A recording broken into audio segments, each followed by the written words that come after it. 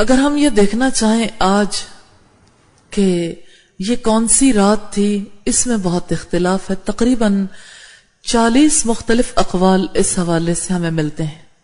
علماء امت کی اکثریت یہ رائے رکھتی ہے کہ رمضان کے آخری عشرے کی طاق راتوں میں سے کوئی ایک رات ہے، اور ان میں زیادہ تر لوگوں کی رائے یہ ہے کہ یہ 27ویں رات ہے. چند احادیث آپ کے سامنے رکھنا چاہتی ہوں. ابو داؤد، ترمذی، نسائی اور ابن حبان کی روایت ہے، حضرت ابی ابن کعب سے زر ابن حبیش نے شب قدر کے متعلق پوچھا تو انہوں نے حلفن کہا، یعنی قسم اٹھائی، استثناء نہیں کیا کہ وہ 27ویں رات ہے، یعنی 27ویں کے علاوہ کوئی نہیں، یہی رات ہے.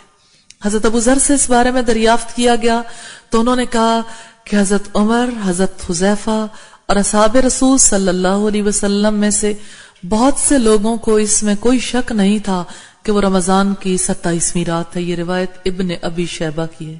حضرت ابو ہریرہ کی روایت ہے، رسول اللہ صلی اللہ علیہ وسلم نے لیلۃ القدر کے بارے میں فرمایا وہ 27ویں یا 29ویں کی رات ہے.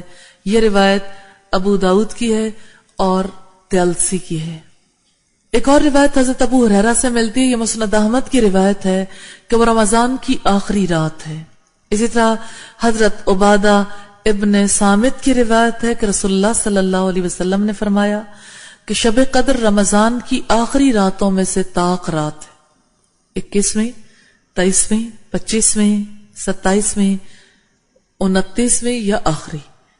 حضرت عبداللہ ابن عباس کہتے ہیں رسول اللہ صلی اللہ علیہ وسلم نے فرمایا اسے رمضان کی آخری 10 راتوں میں تلاش کرو جبکہ مہینہ ختم ہونے میں 9 دن باقی ہوں یا 7 دن یا 5 دن باقی ہوں. یہ روایت صحیح بخاری کی ہے. اکثر اہل علم نے اس کا مطلب یہ لیا ہے کہ رسول اللہ کی مراد طاق راتوں سے تھی.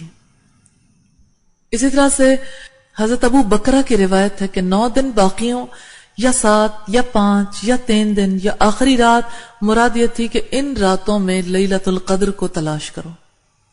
حضرت عائشہ کی روایت ہے رسول اللہ صلی اللہ علیہ وسلم نے فرمایا شب قدر کو رمضان کی آخری 10 راتوں میں سے طاق رات میں تلاش کرو.